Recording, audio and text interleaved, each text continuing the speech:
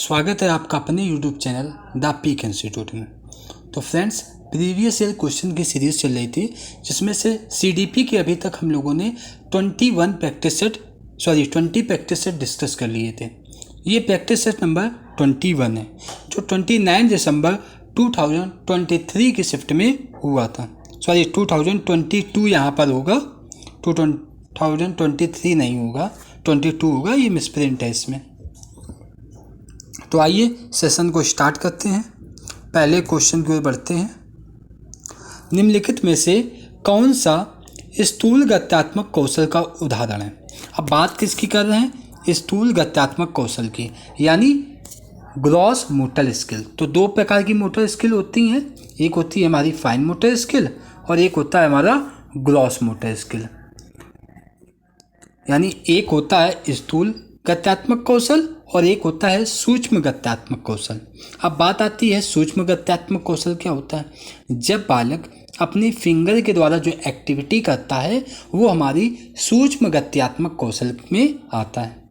लेकिन जब बालक अपने पूरे शरीर के अंगों का यूज़ करने लगे या पैरों का यूज़ करने लगे तो वो आता है स्थूल गत्यात्मक कौशल में, यानी ग्रॉस मोटर स्किल में। तो अब ऑप्शन की ओर नज़र डालिए। चित्र बनाना, तो देखिए चित्र बनाने के लिए पेन पकड़ना पड़ता है, हम इसमें फिंगर का यूज़ कर रहे हैं। इसका मतलब ये एग्जाम्पल किसका बनेगा? ये सूक्ष्म गत्यात्मक कौशल का एग्जाम्पल बनेगा। कागज को आड़ा टेढ़ा जिगजैग तरीके से काटना, यह भी किस में आएगा? सूक्ष्म गत्यात्मक कौशल में। धागे में माला पिरोना, क्योंकि फिंगर्स का ही यूज़ करेंगे, यह भी सूक्ष्म गत्यात्मक कौशल में आएगा। लेकिन खंबे की तरफ फुटबॉल को लात मारना, यानी पूरे पैर का आप यूज़ कर रहे हैं, तो हम कह देंगे ये किसके अंतर्गत आएगा? स्थूल गत्यात्मक कौशल। Option number D correct answer होगा। अगला क्वेश्चन, बच्चों का विकास एक्स से वाई की ओर बढ़ता है। बताइए, बच्चों का विकास डैश से डैश की ओर बढ़ता है। तो देखिए, जो बच्चों का विकास होता है वह केंद्र से बाहर की ओर होता है। बच्चों का विकास कैसा होता है? केंद्र से बाहर की ओर होता है, यानी option number A correct answer हो जाएगा। अगला क्वेश्चन, क्वेश्चन नंबर 3 क्या है? बच्चों का सामाजिकरण सर्वप्रथम परिवार में उसके माता पिता द्वारा होता है। तो बिल्कुल सही है, क्योंकि बालक का जो सामाजिकरण होता है वह सबसे पहले उसके माता पिता यानी परिवार के माध्यम से होता है। तर्क क्या है? तर्क है परिवार बच्चों के सामाजिकरण का प्राथमिक कारक है। तो तर्क भी क्या है? सही है। तो हम कह सकते हैं A and R both are right, यानी ऑप्शन नंबर ए इसका करेक्ट आंसर हो जाएगा। अगला क्वेश्चन, जीन पियाजे के संज्ञानात्मक विकास के सिद्धांत के अनुसार निम्नलिखित में से कौन सी अवधारणा 3 से 6 वर्ष की आयु के बच्चों को सिखानी चाहिए? बालक की जो आयु है वह 3 से 6 वर्ष की आयु है। तो बताइए, पहली संवेदीगामक अवस्था होती है, दूसरी पूर्व संक्रियात्मक अवस्था, तीसरी मूर्त संक्रियात्मक अवस्था और चौथी होती है अमूर्त संक्रियात्मक अवस्था। तो संवेदीगामक अवस्था जो होती है वो 0 से 2 वर्ष या 3 वर्ष कह सकते हैं, और पूर्व संक्रियात्मक अवस्था होती है 2 से 7 वर्ष। तो हम लोग क्या करते हैं कि जब 2 से 7 वर्ष की जो अवस्था होती है उसमें बच्चों को सांकेतिक प्रतिनिधिकरण के माध्यम से, यानी सिंबल के माध्यम से उसको हम सिखाते हैं। जैसे छोटा बड़ा हुआ या ABCD हुआ, ये किसके माध्यम से सिखाते हैं? संकेतों के माध्यम से। इसलिए ऑप्शन नंबर सी इसका करेक्ट आंसर होगा। अगला क्वेश्चन, डैश का प्रयोग जीन पियाजे द्वारा संज्ञानात्मक मानसिक अवधारणाओं के वर्णन के लिए किया जाता है। डैश का प्रयोग जीन पियाजे द्वारा संज्ञानात्मक मानसिक अवधारणा के वर्णन के लिए किया जाता है। बताइए किसका प्रयोग किया जाता है? क्या पाड़ का प्रयोग? तो पाड़ के प्रयोग की बात कौन करता है? वाइगोत्स्की करते हैं, और हम बात किसकी कर रहे हैं? जीन पियाजे की। इसलिए ऑप्शन नंबर ए तो होगा नहीं। वस्तु स्थायित्व की भावना, स्कीमा, या ये देखिए ZPD, ये भी नहीं होगा क्योंकि ये वाइगोत्स्की से रिलेटेड है। अब क्वेश्चन समझिए, जीन पियाजे के अनुसार संज्ञानात्मक मानसिक अवधारणा के वर्णन के लिए, तो मानसिक अवधारणा का वर्णन कर रहे हैं, यानी सूचनाओं का जो संग्रह है, और सूचनाओं का संग्रह क्या होता है? स्कीमा, यानी option number C correct answer हो जाएगा। अगला क्वेश्चन, क्वेश्चन नंबर 7 है, रजनी अपने दोस्तों के कार्यों को जैसे को तैसा मानसिकता के आधार पर जांच करती है। लॉरेंस कोहलबर्ग के सिद्धांत के अनुसार वर्तमान में रजनी संज्ञानात्मक नैतिक विकास के किस स्तर पर है? पहला, क्या परंपरागत स्तर पर है? बी ऑप्शन पूर्व परंपरागत स्तर पर है, सी ऑप्शन उत्तर परंपरागत स्तर पर है, या डी ऑप्शन औपचारिक परंपरागत स्तर पर है? बताइए। क्वेश्चन नंबर 7 के लिए आप सभी लोग कमेंट करिए। इसका राइट आंसर हो जाएगा ऑप्शन नंबर बी, यानी किस स्तर पर है? पूर्व परंपरागत स्तर पर। क्वेश्चन नंबर 8,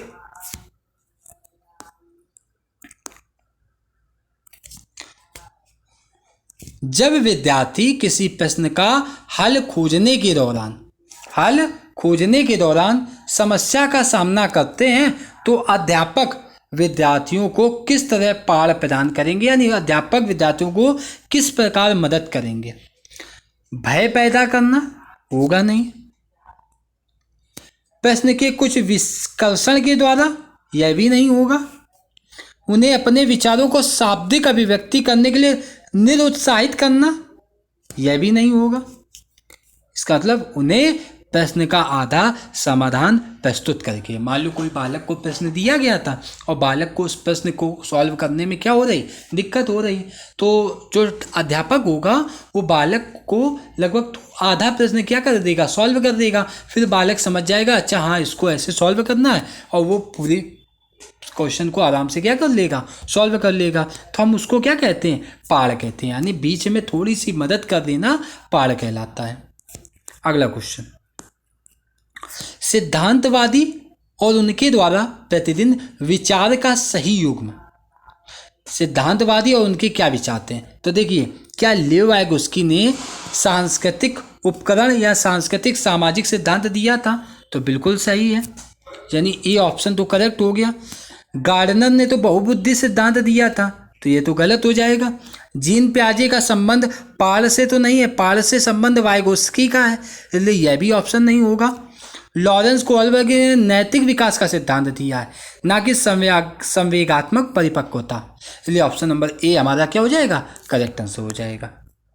अगला क्वेश्चन, एक प्रगतिशील कक्षा किसे प्रमोट करती है? बताइए आप सभी लोग, जो प्रगतिशील कक्षा है वो किसे प्रमोट करती है? क्या ज्ञान सृजन की चाह को प्रमोट करती है? विद्यार्थियों में परस्पर विमुखता का भाव, सामाजिक संदर्भ से अलगाव को, तो यह तो होगा नहीं। कंठस्थीकरण की आप बात ही नहीं कर सकते हैं, तो इसका राइट आंसर क्या हो जाएगा, ऑप्शन नंबर ए, यानी ज्ञान के सृजन की चाह को अगर बच्चा दिखा रहा है तो हम कहेंगे वो प्रगतिशील कक्षा है। अगला ऑप्शन, क्वेश्चन नंबर 11 क्या है? मधुलिका नृत्य और योग कला में निपुण है। मधुलिका नृत्य और योग कला में क्या है, निपुण है। होवर्ड गार्डनर के अनुसार उसके पास किस प्रकार की बुद्धि है?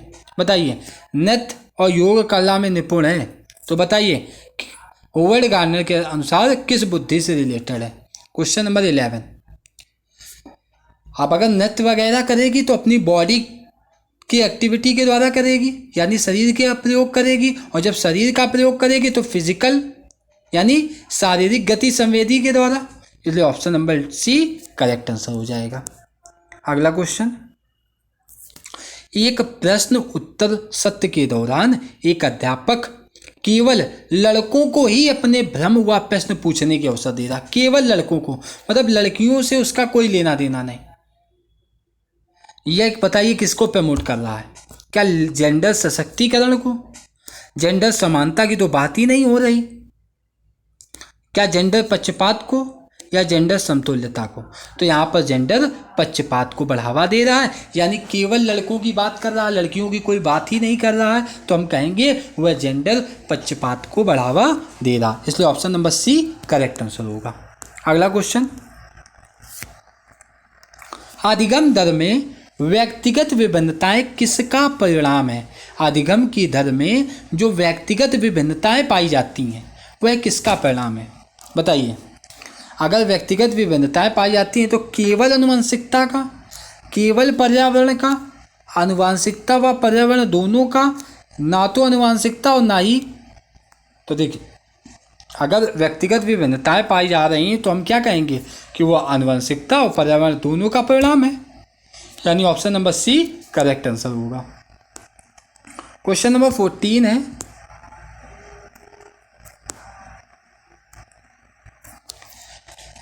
आकलन के संदर्भ में निम्नलिखित में से क्या सही है? आकलन मानकीकृत परीक्षणों द्वारा किया जाना चाहिए। अगला, रचनात्मक आकलन केवल निर्देशन के अंत में होता है, केवल। अब बताइए, केवल सेंस आ गया है तो ये तो हो ही नहीं सकता है। मानदंड संदर्भित परीक्षण मानकों को निष्पादन तुलना का सामान्य स्तर मानकर इस्तेमाल करते हैं। और डी ऑप्शन क्या है? अधिगम के लिए आकलन विद्यार्थियों द्वारा स्व आकलन को भी शामिल करता है। तो बिल्कुल राइट, ऑप्शन नंबर डी क्या होगा? करेक्ट होगा, क्योंकि यहाँ पर बताया गया कि जो आकलन है वो अधिगम के लिए आकलन जो है वो विद्यार्थियों द्वारा स्व आकलन को भी शामिल करता है, इसलिए option number D correct answer हो जाएगा। अगला, विद्यार्थियों में समालोचनात्मक चिंतन का आकलन करने के लिए अध्यापक को निम्नलिखित में से किसका चयन करना चाहिए? बताइए, किसका चयन करना चाहिए? बात हो रही है किसकी? बात हो रही समालोचनात्मक चिंतन की। तो अगर समालोचनात्मक चिंतन की बात करेगा तो अपसारी चिंतन होना चाहिए या खुले अंत वाले प्रश्नों को सॉल्व करना आना चाहिए। तो ऑप्शन नंबर ए इसका क्या हो जाएगा? करेक्ट आंसर हो जाएगा। अगला क्वेश्चन, समावेशी शिक्षा में किसकी आवश्यकता है?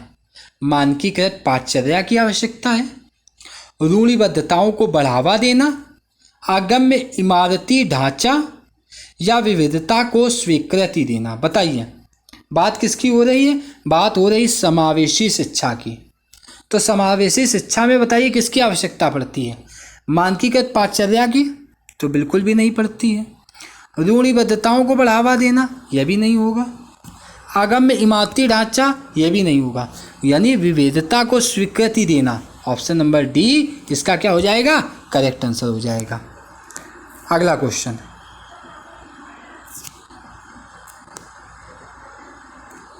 सुविधा वंचित समूह से आने वाले विद्यार्थियों की आवश्यकताओं को संबोधित करने के लिए अध्यापक को उनके सामाजिक सांस्कृतिक संदर्भों को जानना चाहिए। बिल्कुल सही। पाठचर्या की अभिकल्पना औसत विद्यार्थियों को ध्यान में रखकर करनी चाहिए। बताइए, यानी जो पाठचर्या की अभिकल्पना है वो औसत विद्यार्थियों को ध्यान में रखकर करनी चाहिए, यानी ऑप्शन नंबर तर्क क्या हो जाएगा? कारण इसका क्या है? गलत है, यानी ऑप्शन नंबर सी यानी ए सही है लेकिन आर क्या है? गलत है। अगला क्वेश्चन, क्वेश्चन नंबर 18, बताइए डिसलेक्सिया किस प्रकार की विकलांगता है? डिसलेक्सिया, डिस्ग्राफिया, डिसकैलकुलिया, ये सब बताइए किस प्रकार की विकलांगता को प्रमोट करती हैं? अधिगम विशिष्टता को, संवेदी को, व्यवहारात्मक को या गत्यात्मक को? तो डिसलेक्सिया किसको प्रमोट करती? स्पेसिफिक लर्निंग यानी अधिगम विशिष्टता को। अगला क्वेश्चन, क्वेश्चन नंबर 19 क्या है? निम्नलिखित में से कौन सा स्वालीनता विकार का विशिष्ट लक्षण है? ऑटिज्म का कौन सा विशिष्ट लक्षण है? बताइए। बाधित संप्रेषण, दिनचर्या में परिवर्तन के लिए आग्रह, उच्च स्तरीय शब्द भंडारण, परिवेश में परिवर्तन के लिए प्रतिरोध। क्वेश्चन नंबर 19, तो स्वालीनता का विकार विशिष्ट लक्षण है बाधित संप्रेषण, यानी option number A correct answer हो जाएगा। क्वेश्चन नंबर 20,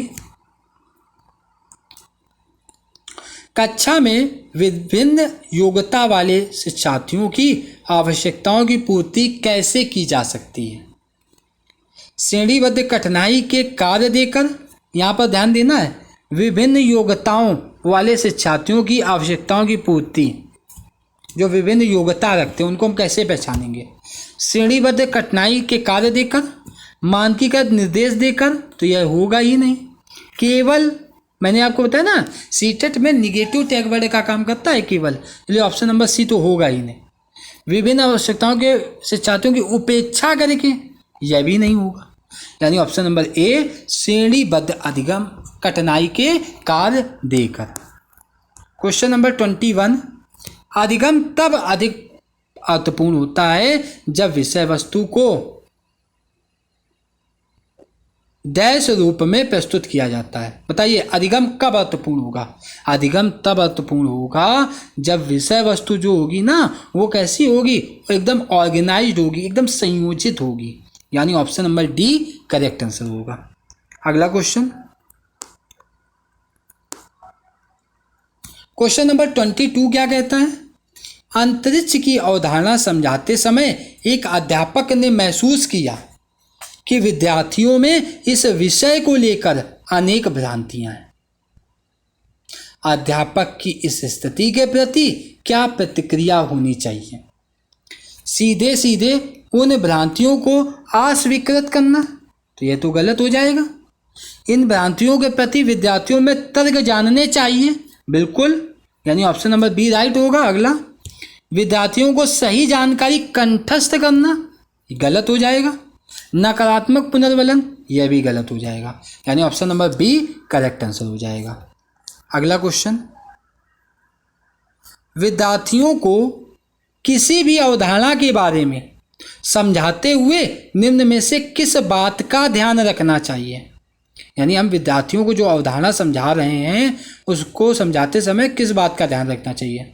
विद्यार्थियों में सीखने के लिए तत्परता का ध्यान रखना चाहिए, यानी विद्यार्थियों में सीखने के लिए जो तत्परता होती है उसका ध्यान रखना चाहिए, तो बिल्कुल। विद्यार्थियों के सामाजिक सांस्कृतिक संदर्भ का ध्यान रखना चाहिए, उसका भी रखना चाहिए।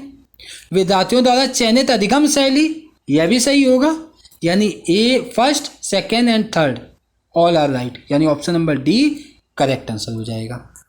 अगला क्वेश्चन, क्वेश्चन नंबर 24, रमेश विज्ञान विषय को पढ़ाते समय अन्वेषण यानी खोज, प्रयोग, विभिन्न व्यावहारिक गतिविधियों के माध्यम से बच्चों को नया ज्ञान समझ बनाने के अवसर प्रदान करता है। वह किसको बढ़ावा देना चाहता है। अब खोज कर रहा और उसको अवसर मिल रहा है, प्रयोग कर रहा होता है, ये किसको प्रभाव, तो वैज्ञानिक तर्क को तो बढ़ावा तो मिलेगा ही ना, यानी पहला ऑप्शन क्या होगा इसका, राइट होगा। अगला, तार्किक चिंतन, बिल्कुल। कंठस्थीकरण की बात नहीं हो रही यहाँ पर। अनुकरण, ये भी नहीं होगा, यानी first and second, only first and second, यानी ऑप्शन नंबर ए इसका क्या हो जाएगा, करेक्ट आंसर हो जाएगा। अगला क्वेश्चन,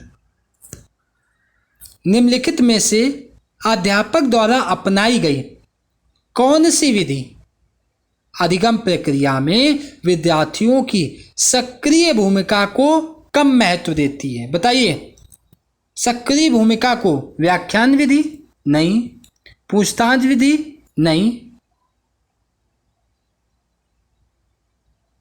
चर्चाएं या खोज अन्वेषण। क्वेश्चन नंबर 25 के लिए आप सभी लोग कमेंट करिए। एक मिनट ध्यान दीजिए, निम्नलिखित में से अध्यापक द्वारा अपनाई गई कौन सी विधि अधिगम प्रक्रिया में विद्यार्थियों की सक्रिय भूमिका को कम महत्व देती है। तो देखिए, एक मिनट, पूछताछ सक्रिय भूमिका को महत्व देंगे, चर्चाएं भी सक्रिय भूमिका को महत्व देंगी, और खोज और अन्वेषण भी सक्रिय भूमिका को महत्व देता है। यानी पता चलता है कि विद्यालय क्या है, सक्रिय है, लेकिन व्याख्यान के द्वारा नहीं। यानी हमारा राइट आंसर क्या हो जाएगा, ऑप्शन नंबर ए, क्योंकि हमको बताना था कौन कम महत्व देती है, तो इसलिए ऑप्शन नंबर ए करेक्ट होगा। क्वेश्चन नंबर 26, कथन है आंतरिक अप्रेरणा एक बच्चे को स्वेच्छा से अपनी आंतरिक खुशी के लिए काम करने को प्रेरित करती है। बिल्कुल सही, यानी क्वेश्चन नंबर 26 क्या होगा, राइट होगा। अगला, शिक्षक को आंतरिक रूप से अभिप्रेरित करने के स्थान पर विद्यार्थियों को बाह्य रूप से अभिप्रेरित करना चाहिए। यह गलत हो जाएगा, यानी ए सही है परंतु आर गलत है, यानी ऑप्शन नंबर सी इसका राइट आंसर बन जाएगा। प्रभावशाली समस्या समाधान में किसके बहिष्करण की आवश्यकता है? यानी आप प्रभावशाली समस्या समाधान की बात करें तो आप किसके बहिष्कार की आवश्यकता होती है? कार्यात्मक स्थिरता, यानी कार्य में जो रुकावट या बाधा हो उसकी स्थिरता को लेकर बहिष्कार करना चाहिए। तो बिल्कुल सही, अगर निगेटिव हमें देखना है, बहिष्करण की आवश्यकता है, तो हम कार्यात्मक स्थिरता को क्या करेंगे? बहिष्कृत करेंगे। हम अपसारी चिंतन को नहीं बहिष्कृत करेंगे, हम केंद्रित ध्यान को नहीं बहिष्कृत करेंगे, हम सादृश्य मूल्यक चिंतन को नहीं बहिष्कृत करेंगे। हम किसको बहिष्कृत करेंगे? कार्यात्मक स्थिरता, यानी कार्य में जो रुकावट है हम उसको क्या करेंगे? बहिष्कृत करेंगे, यानी option number A correct answer होगा। क्वेश्चन नंबर 29, एक विद्यार्थी अपनी असफलता का कारण अपनी योग्यता की कमी को मानता है। वह योग्यता को स्थायी मानता है और मानता है कि योग्यता प्रयासों के द्वारा प्रभावित नहीं होती है। यह विचार दशा किस स्थिति को जन्म दे रहा है? बताइए किस स्थिति को जन्म दे रहा? ऑप्शन देखिए, क्या अधिगम असहायता को जन्म दे रहा है? क्या मस्तिष्क सुघट्यता को? क्या उच्च स्तरीय स्व अस्मिता को? क्या संबंधता का भाव? बताइए यह किस विचारधारा को की स्थिति को जन्म दे रहा है? यानी ऑप्शन नंबर ए अधिगम असहायता को क्या दे रहा? जन्म दे रहा, यानी option number A correct answer हो जाएगा। क्वेश्चन नंबर 29, अवधारणाओं को इस तरह से प्रस्तुत करना चाहिए जो विद्यार्थियों में सफलता के प्रति चिंता पैदा करे, उनके पूर्व ज्ञान और स्कीमा को क्रियाशील करे, बिल्कुल, उन्हें अप्रासंगिक सूचनाएं केवल, तो ये देखिए ये निगेटिव टैग वर्ड थे, तो option number B correct answer हो जाएगा। और आज का अंतिम प्रश्न, घोषणात्मक ज्ञान किसी घटना के विघटित होने की प्रक्रिया की व्याख्या करता है। बी ऑप्शन, युक्तियों के प्रयोग के बारे में समझ की व्याख्या करता है। मुख्य ज्ञान में क्या और कौन पहलुओं के बारे में जानना। डी की समस्या समाधान प्रक्रिया में कोई भूमिका नहीं होती। देखिए अब बात हो रही है डिक्लेरेटिव नॉलेज यानी घोषणात्मक ज्ञान, तो वो किसको प्रमोट करता है? ज्ञान में के क्या और कौन पहलुओं के बारे में जानना, यानी ऑप्शन नंबर सी इसका राइट आंसर हो जाएगा। तो फ्रेंड्स आज का सेशन यहीं समाप्त होता है। अगर आपको वीडियो अच्छी लगी हो तो वीडियो को लाइक करें और चैनल को सब्सक्राइब करें। धन्यवाद दोस्तों।